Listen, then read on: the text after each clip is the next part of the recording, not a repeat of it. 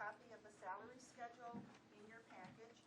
And as noted, the salary schedule is actually negotiated with our PREA, and the salary schedule is based on a 3-year contract that we had. This contract will end as of the spring of 2012, at the end of that school year, June 2012.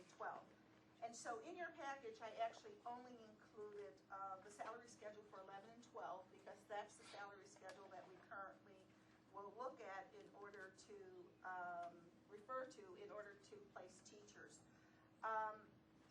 In my narrative, I wrote that according to this schedule, the district's beginning salary for 2011-2012 for a teacher with a bachelor's degree with no experience is $44,883, and that you would see on the salary schedule.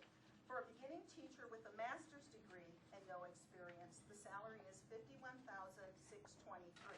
So I noted that as a point of reference that if you're coming out of school, it's your first job in teaching, and you are have a BA, it would be $44,883. If you're coming out of school or this is your second career and you have a BA in something else but an MA as in education, your salary would be $51,623. I wrote that in 4-step, District 64 will acknowledge a maximum of 6 years for teaching experience. And this went into effect in the 2003-2004 school year. Prior to that, we offered 8 years, and we moved it down to 6. And I gave 2 examples. I said if a person has an MA and 3 years experience, the individual would start at MA 4. However, if the employee had an MA and 8 years experience, the individual would be capped and would only start at step 6. And I included some language from our PREA agreement, which is a side letter, which was actually signed for the 2009-2012 contract that discusses the master's lane. The lane has been our past practice of the district, has been to offer a candidate the lane equivalent to the degree and the hours completed. At this time, we are at MA 48. 2 contracts ago, we did collapse the lanes, and they did go out further, and now they stop at MA 48.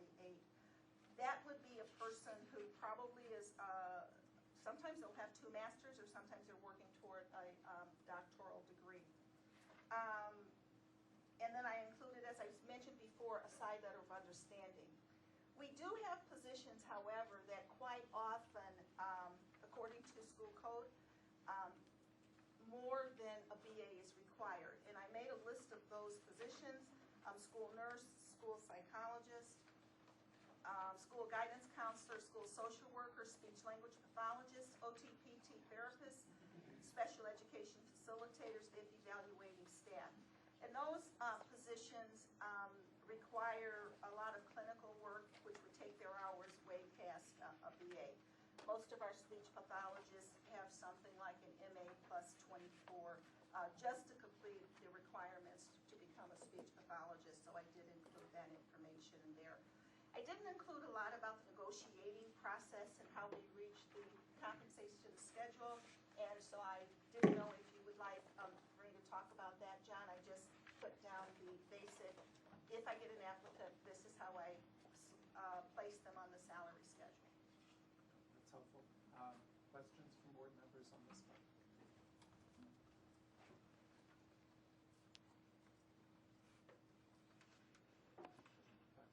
Sandra, while you were talking about the compensation, I did think of a question on the prior part of it. Do you have sort of standard qualifications that you use for the basic classroom teachers, or do you develop the qualifications for each position on an as-you-go basis? So for instance, the comparison between, say, a 3rd grade teacher at Field and a 3rd grade teacher at Franklin, will those 2 kind of have a template set of experience or set of qualifications that you're looking for? Yes, the elementary positions, like a primary and intermediate, each have job descriptions, and those job descriptions are the same throughout the district. You would find a different job description for, let's say, a literacy teacher or a special ed teacher. You would find many different job descriptions for the middle school. You know, there would be one for math and social studies. And so we have job descriptions for all of our classes, but for like an elementary 3rd grade, the same qualifications in general may be for 3rd grade at Field and a 3rd grade at Franklin. But there may be some specific things that the principal is looking for. Maybe depending on the makeup of the class, depending on how many children are getting CFC, how many are not, how many children are special needs, are there any TPI students, those kinds of things. That's where the local school management comes in. The principal makes decisions with the staff's help as to how they want to go about their hire. We don't do district hires. Some districts will screen a number of elementary teachers at the same time and then make decisions on where they're going to go. We do individual school hires based on our general qualifications and expectations within District 64. What are kind of the general job descriptions or the general set of qualifications for a elementary school classroom teacher, or let's say a core subject middle school teacher? What do those say about experience level in terms of preferences, requirements, etc.? Well, when you're looking at primary teachers, you're always looking for strong reading backgrounds and very strong instructional backgrounds. And that's just a given, especially when you're looking at kindergarten 1st, 2nd, and 3rd. And so we will always look for reading literacy, and we ask a lot of questions about differentiation. There are many questions regarding how would you handle different instructional styles within your classroom. And we look for passion, and we look for teachers who are going to add to the team that they're going to be on. Most of the principals will have their actual teams helping with the interviews, or a range. If it's a 1st grade, they may have a kindergarten teacher, a couple of 1st grade teachers, and maybe a 2nd or 3rd. And so we're always looking as principals to make our team stronger, but to make sure there's a very strong instructional level. Many of the universities have gotten away from teaching methods courses, and there was a time when you were coming through universities, you had very strong reading background, very strong math background. And now, quite often, you don't get that until you get into a teaching situation and you learn how to do it. We also have many different instructional tools that we use throughout our communities in the area. And so we will look at student teaching to see where you're in a similar district, where you're using the same math program, the same literature as we use it in our system. In the middle school, we look for people who have a strong background in whatever they're teaching, especially in the areas of language arts and math. You're going to look at the actual position. Is it gifted math? Is it high-level math? Is it algebra? Is it basic? What is that person doing? Last year, I did all the interviewing for Lincoln School for 2 math positions. I worked with their staff. And I will tell you that staff had a whole list of very specific areas that they were looking at instruction for that particular class, because we did it during the summer and those classes had already been set. In the early spring in all of our schools, we spend a great deal of time putting together our class lists for the next year based on equaling out the classes and having differentiated instruction in every classroom. Just to follow up with that, John, when you post an opening for a classroom teacher at the K-5 level, do you list the minimum years of experience requirement?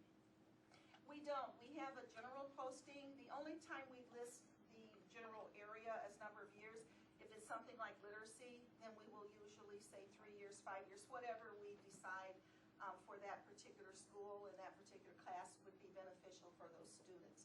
But if it's a general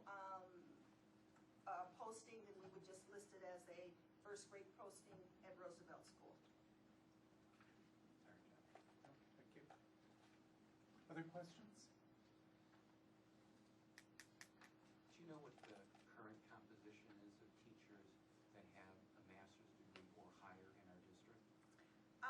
We probably, I would say, at least maybe 3/4 of our teachers have masters.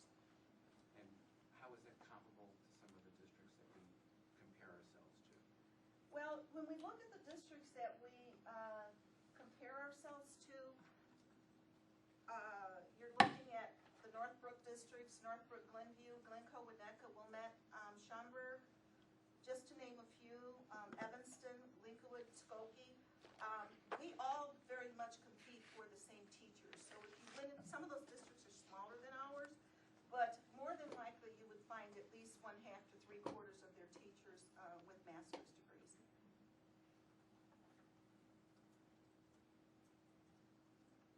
Okay, other questions?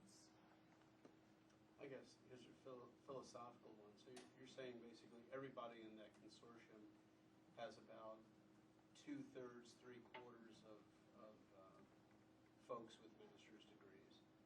I'm aware of some literature that's both for and against master's degree utilization in elementary teaching. Do you have anything to state regarding that literature? Well, when I first started teaching, it was in 1975, and I was in the first grade in the Evanston schools. And it was during a time where it took maybe 3, 4, 5 years in order to get a master's working on it part-time. Since the late 90s, we have a lot of cohorts in the area. Almost all of our universities are offering cohorts. And it usually takes about a year for a person to acquire a master's. And so most teachers will come out with their BAs. And even if they go into a district with a BA, within the next year or two, they will have a master's and they will make that lane movement because we all have schedules that allow lane movement. And so the additional education has almost become a requirement for those teachers who want to get a specialty. So many of them may come out in general ed, but then they want to get a reading specialist degree, or they want to get math hours for certification, because you also have to have 18 hours to be endorsed in any given area. So much of the motivation has come from the state of Illinois about 15 years ago, when it was said that anyone having a math class, let's say on the middle school level, needed to have, and if that was your primary class, needed to have a certain number of hours. Before the middle 90s, that was not so. So some of the motivation has come because you need that endorsement from the state of Illinois, and some of the motivation has come because within a year and a half, you can move lanes even if you were brought in at a BA by going through a cohort at the university. I personally think it's important for people to be specialists in the field that they're teaching, and so I think it's important for a first grade teacher to have as much reading and math background as possible. But in Park Ridge, we also look at the whole child. So we're looking at people who are going to bring enthusiasm into the classroom. They're going to be positive and a positive part of our teaching community. You say specialization, but in elementary setting, aren't the homeroom teachers teaching courses? And you really can't specialize in the core courses at elementary level then, right?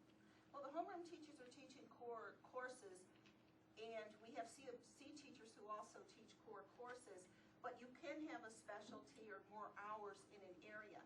Most of our certifications are K-8, and so an elementary teacher could still be endorsed in reading or endorsed in math or be a reading specialist because we have a K-8 endorsement system in the state of Illinois. You can also do early childhood, but actually it's getting ready to ease up a little bit because Dr. Bender and Mrs. Allard and I just went through some training for the new evaluation system last Thursday, and it appears that they're going to relax the system somewhat. But for the last 15 years, they've been very strict about the number of hours that are required in order to have an endorsement.